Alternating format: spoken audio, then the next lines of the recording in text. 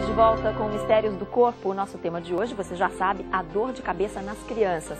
Para tirar todas as nossas dúvidas sobre o assunto, eu converso com a neurologista, a doutora Thaís Rodrigues Villa. Doutora, a gente falou um pouquinho da alimentação. O que deve ser mais evitado na dieta das crianças? Toda criança ou adulto com enxaqueca deve observar a sua dieta para tentar determinar alguns alimentos que possam provocar a dor. Mas isso não é uma regra. Existem alimentos, por exemplo, muito açucarados. O pessoal fala muito do chocolate porque ele é açucarado e tem gordura. Mas deve ser observado. De pessoa para pessoa. De pessoa para pessoa. Isso é muito individual. Existem pessoas que têm por alimentos que elas percebem na rotina do dia a dia. Existem pessoas que não apresentam por nenhum alimento. Agora, outros gatilhos, principalmente no público infantil, que é o que a gente está falando, é muito importante como gatilho ou provocador de crises.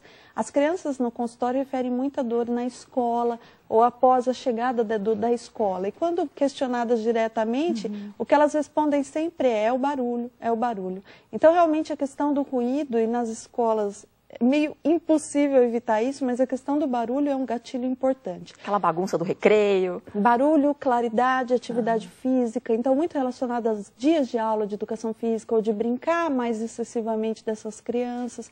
A questão também do estresse para desempenho das provas. Então, a escola é um ambiente rico em estímulos e, por isso, pode provocar bastante dor de cabeça em crianças que têm o problema. E aí, no meio dessa bagunça aí do recreio, a criança brinca, esquece de comer. Isso também pode dar dor de cabeça. O jejum prolongado é bastante importante, inclusive também para a faixa adulta, como provocador. Até mais comum do que alimentos específicos. O jejum prolongado é um gatilho bastante importante.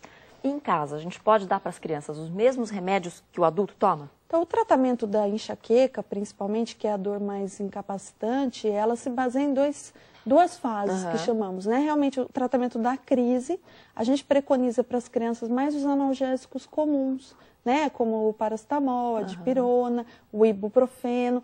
Utilizar o anti-inflamatório mais para as crianças mais velhas, próximas à faixa da adolescência. E sempre ler a bula direitinho para ver a dosagem para as crianças, que é de diferente. preferência, na verdade, procurar um médico para que seja prescrita essa dose para a criança corretamente, né? Eu acho que, antes de tudo, o tratamento da cefaleia é procurar fazer esse diagnóstico. Procurar um especialista para que você tenha esse diagnóstico e aí ter essa orientação tanto do tratamento da crise e depois do tratamento que a gente chama de tratamento preventivo, que algumas crianças vão precisar realizar, de acordo com a frequência de crise que elas tenham durante o mês. Que médico procurar? Que especialista?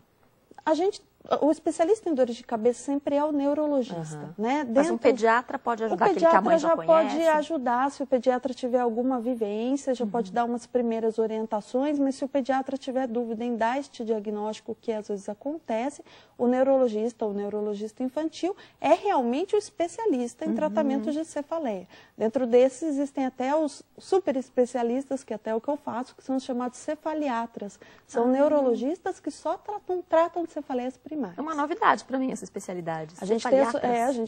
No Brasil nós temos a Sociedade Brasileira de Cefaleia. As pessoas que estão na sociedade normalmente são neurologistas ou profissionais que estão ligados especificamente ao tratamento de cefaleia e são chamados cefaliatras. As crianças têm muita dor de cabeça também quando estão resfriadas, gripadas, com febre? Sim, isso pode acontecer como sintoma, tanto do próprio quadro, né? Como eu disse, a dor de cabeça ela é um sintoma e pode acontecer em outros quadros também, como as próprias crianças que têm enxaqueca, pelo estresse do organismo, isso pode provocar, dentro daquela gripe, uma crise também de enxaqueca.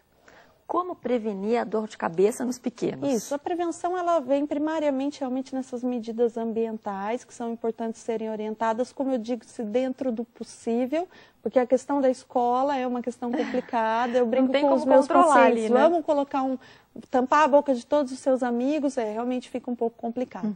Nas crianças com dor, mas isso sempre tem que ser orientado, essas rotinas ambientais mesmo, de evitar os gatilhos que a gente conversou, né?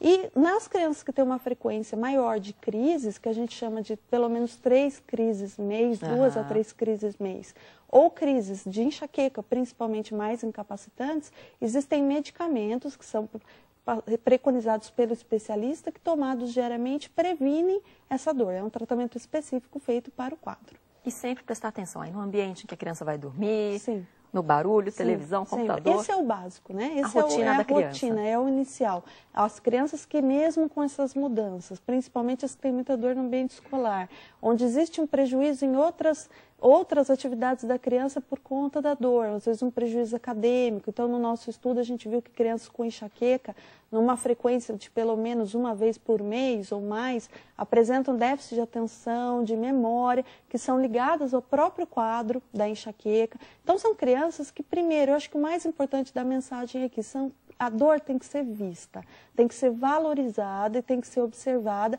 e, se necessário, ser procurado um pediatra ou um especialista para avaliação. Doutora, muito obrigada pela conversa. Obrigada a você, agradeço muito o convite novamente. Obrigada. O programa Mistérios do Corpo fica por aqui. Eu conversei com a neurologista do setor de investigação e tratamento das cefaleias da disciplina de Neurologia e Neurocirurgia da Unifesp, a doutora Taís Rodrigues Vila. Não se esqueça de enviar suas sugestões e críticas para o Mistérios do Corpo. O endereço eletrônico você já sabe, é misteriosdocorpo@recordnewstv.com.br. Obrigada pela companhia. Record News, jornalismo 24 horas de plantão.